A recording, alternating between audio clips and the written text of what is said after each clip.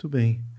Professor Wesley, pensando assim em quem está se iniciando no mundo dos negócios, né? O senhor tem uma vasta experiência aí com a criação de startups e trabalha muito com esse jogo entre pessoa, ideia e possibilidade ou não de efetivação dessas ideias, né?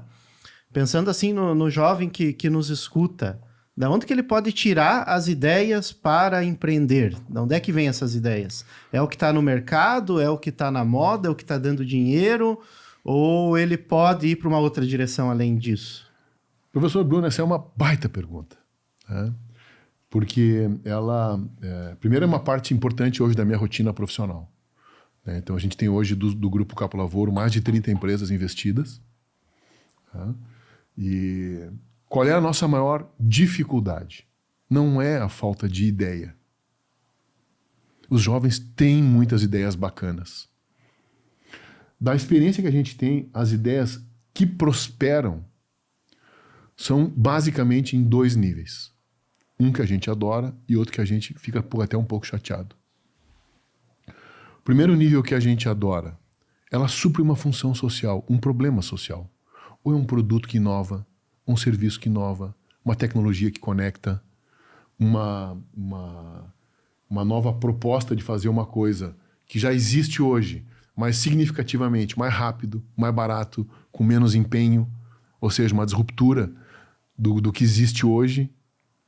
Então, isso é o que a gente adora ver, né? Mas também hoje, infelizmente, existe o meme social. Muitas coisas funcionam porque respondem ao meme social. Então, eu particularmente não invisto nesse tipo de companhia, né? Porque o meme ele vai sempre começar e acabar de forma rápida. Seria um investimento efêmero, né? Mas as ideias que a gente vê hoje, as que prosperam, elas estão gerando um valor social. Eu posso dar um exemplo. Uma das empresas que a gente investiu, ela é uma empresa de software de gestão escolar, mas para as pequenas escolinhas. Olha como é que nasceu a ideia desse empreendedor. Era sempre a esposa que arrumava a criança, a filhinha deles, para levar para o colégio. Um determinado dia, a esposa teve uma viagem de trabalho e tal, e foi ele que foi levar. E quando ele chegou no colégio, era dia da festa, eu acho que era de Halloween, ou alguma coisa assim, e estavam todas as crianças fantasiadas, menos a filha dele. Ele surtou com isso. Diz assim, cara, tinha que ter uma agenda escolar, onde a escola avisasse para os pais que era dia da festa de Halloween, que as crianças deveriam ir fantasiadas. E aí, o que ele entendeu?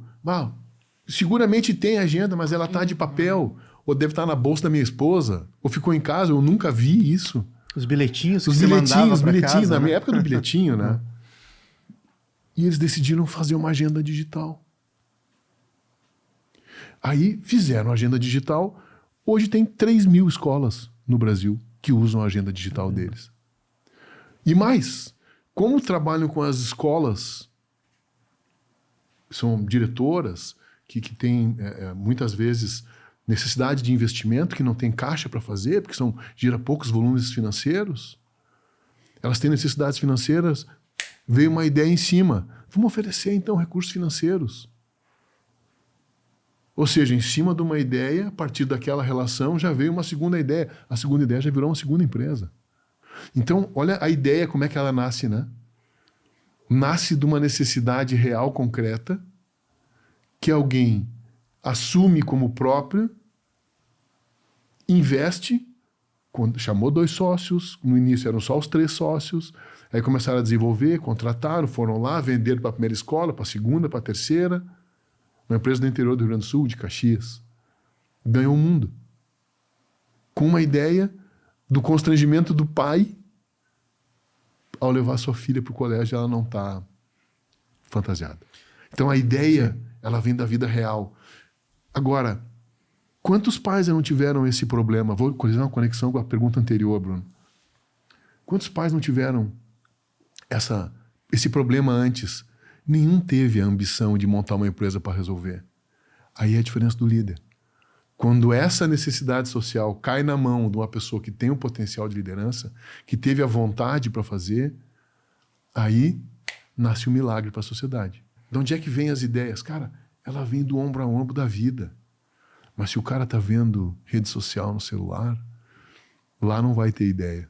Talvez tenha uma conexão com o meme, ou seja, uma ideia com fim a reproduzir a si mesmo, que não tem conexão com o mundo real. E o que eu queria comentar, professor Wesley, é justamente fazer esse link com a primeira pergunta, né? O quanto a gente percebe aí a relação entre inovação e humanismo a partir da ontopsicologia, né? Porque às vezes a gente tem uma ideia ilusória de que inovar é criar alguma coisa do nada, que nunca existiu, e inovar é uma capacidade dialética criativa de responder uma situação problemática, né?